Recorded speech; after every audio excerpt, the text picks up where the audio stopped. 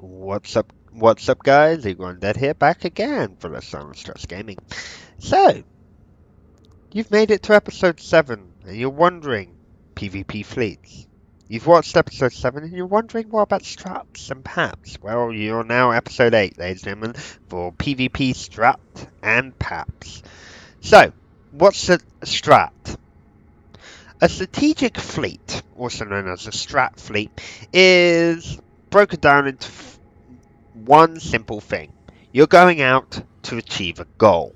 So that may be you're going out to destroy structures, you're going out to take a system, you're going out to defend a system, you're going out to destroy an alliance, you're going out to defend your alliance. It could be anything like that. Strategic goals are always set out for strat fleets, because strat fleets have a goal in mind, whether it be to make it harder on another gamer or whether it be to help other gamers. Depending on your situation, depends on what the strat is for. For example, this fleet right here is a strat fleet, which is going out at the time of this recording to deal with an enemy. Now, according to my pigeon, which is my thing which tells me about strats and peace times and all that at the time, this fleet is going to be a battle. So it's a battle fleet. It's a megaphone fleet. Holy cow, I didn't know we had a megaphone doctrine. I'm going to have a look into that. Yay. But it's a megaphone fleet. They had an objective, they're going to go kill said objective and get it done and dusted. That fleet will last, what? Anywhere from an hour to 4 hours, depending on the situations. Now, strat ops work in a way that for every, depending on your alliance, of course, for Goon Swarm, however, for every hour and a half, so that's 90 minutes, you earn a PAP. Now, what is a PAP?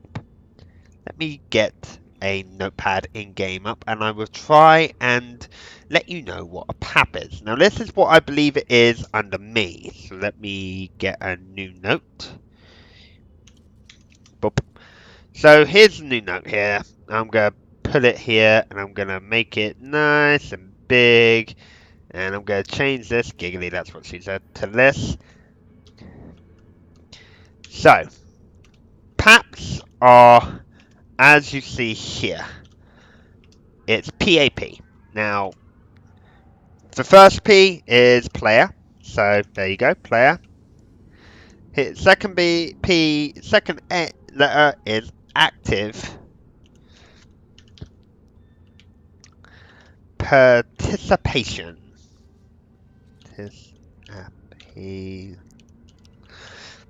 I realise my spelling sucks, so for all you grammar Nazis, that's participation, okay? Player active participation, or player average participation. So,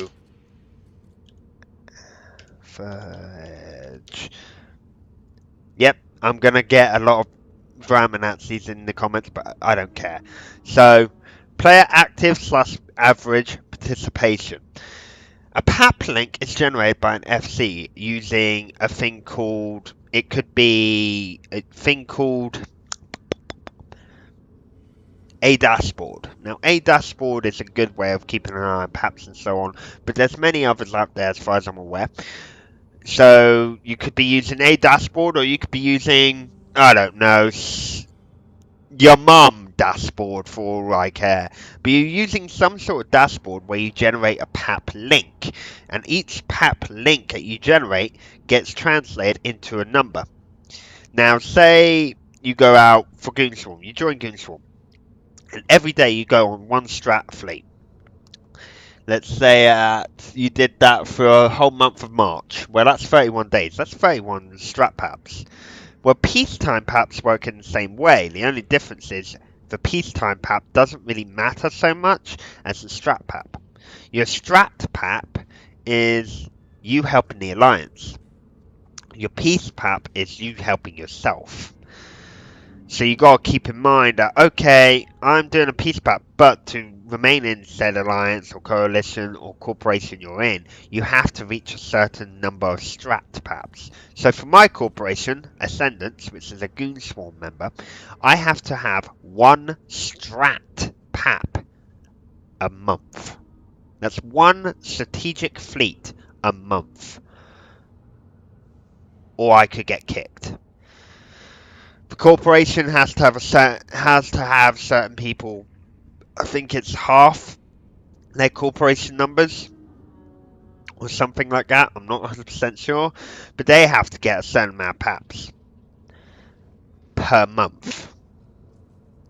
And the alliance has to do a certain amount of fleets a month for certain goals which they want to achieve. Now, depending on the situation you're in, depends on what you're going to be doing. So in the case of war,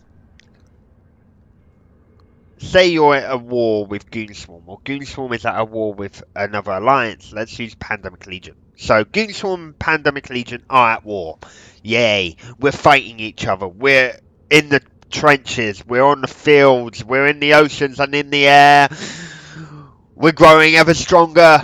All the Churchill stuff. Sorry, Churchill, I kind of butchered that. I am so sorry to all the historical figures of the world, but I butchered that to no end. But we're fighting. We're trying our best to kill them. They're trying their best to kill us. What does that mean for strategic PAPs? Well, obviously, at that time, our PAPs are triple. So you have to get 3. Hell, you could be demanded 10 times as much PAPs. So for me, it'd be 10. But you gotta get a certain amount of PAPs to keep it in your group so you don't get kicked out. In the case of war, the more strat you do out of war, the better you get in war. And so on. Now, the final thing you need to do is understand that your strategic fleets and your PAP numbers vary. So let's say you're doing a strategic fleet for FCOM. Well, they might have a 2 hours and a half bare minimum strategic fleet. Or they may have a 30-minute bare minimum strategic fleet where there's a PAP received every 30 minutes or every 2.5 hours. For each PAP you receive, the better you're standing with your alliance / corp / coalition, and the better understanding and easiness of use can you get out of your game time in EVE. So, PAPs in layman terms are just numbers that are generated by the FC. Now, an FC's role in a fleet is bog standard. They're generating your PAP link. They're finding out, okay, we're here, we need to do this PAP. Okay, we're here, we're doing that. Now we're here, we're doing that. Now we're doing this. Now we're doing that. Yada, yada, yada. With each PAP you receive, the more you create, the more you're able to do stuff. The more you're able to create and do stuff, the more content you create, and so on and so on and so on and so on, and it's never ending. The strategic value of strat PAPs may vary. So, for example, I'm in a keep star right now. To kill this, you would need a strategic attack. Each structure and each system in this game is strategic. So in nullsec, it's more effective. Nullsec and wormhole. In a wormhole, you want to destroy everything that corporation owns or alliance owns. In nullsec, it's different. In nullsec, you want to destroy everything they own and try and take their systems. Now, wormholes you can't take, but nullsec you can. So everything, as soon as you hit the red systems, 0.0 all the way down to minus 1.0 space. All that can be taken, except for the NPC system, sadly. But you can take those systems, which introduce intosises, which use a module called an entosis module, to take that system, thanks to FozzieSolve. Screw you, CCP Fozzie. With each iteration of a Strat PAP or a strategic fleet, you may be taking a system. So you need an Atosis ship. You may be killing a structure. You may be killing multiple structures. You may be actually taking over their whole space. In nullsec, you need strategic. In lowsec, it's still strategic because you've got their structures, like towers and industrial arrays and refining arrays and all that crap. You've got all the structures to kill. You can't take a system, but you can take out all their structures. That's what strategic means. You're basically removing something of your enemy to better something for you, to expand. And the more you expand, the better it becomes. The better it becomes, the less you have to worry. Where I am right now in the game is rather fortified. It's called Delve, and every system has some sort of structure. But that's not to say that someone bigger doesn't come in and blow us up and remove us from this area. Now, Goonswarm has been in Delve for about a year to 3 years now. They're not moving. But one day they could be forced out. And when that day happens, I'll be going with them because I'm a Goonswarm member. Now, the final bit of information for you before I end this episode. Strategic in its entirety is not strategic. It's not like you're playing chess. But it is at the same time. With each iteration of your fleet capabilities, you have to learn to be able to fight and be able to take back what you want or take what you want from someone else. Even if it means making an enemy of the state, as it were, you got to be willing to fight for what you want. And that's all there is to it. So with all that said and done, guys, I realise there's not really much action on this episode, nor will there be much action all the way until the wormhole episode, which is episode 11. But I hope you enjoyed it. I hope you got some insight. If you want to learn more, please don't just watch my YouTube videos. Check out forums. Check out other YouTube channels and streams. You can find out so much about this game in other sources, so please don't just use me. I'm just the dumbed down version. I'm not getting into the details and showing you graphs and showing you Dotlan and all that. I'm just talking about it because I'm a nerd. So, with that all said and done, guys, thank you very much for watching. I'm Igor and Dev from the Strat Gaming. If you want to support me, hit that like button.